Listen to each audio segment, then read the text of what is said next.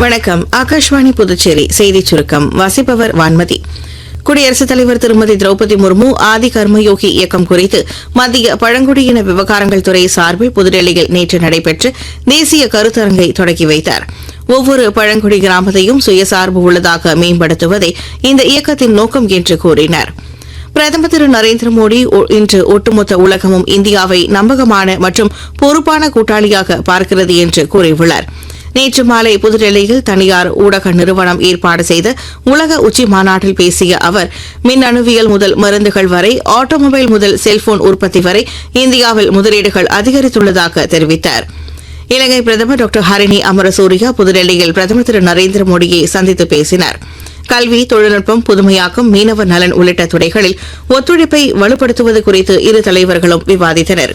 பிரதமரின் தனதானிய கிருஷி திட்டம் மற்றும் பயிறு வகைகளுக்கான சுயசார்பு இயக்கம் குறித்து மத்திய வேளாண் அமைச்சர் திரு சிவராஜ் சிங் சௌஹான் நேற்று புதுடெல்லியில் உயர்நிலைக் கூட்டம் ஒன்றை நடத்தி இத்திட்டங்களை காலக்கெடு அடிப்படையில் அமல்படுத்த அதிகாரிகளுக்கு அறிவுறுத்தினார்.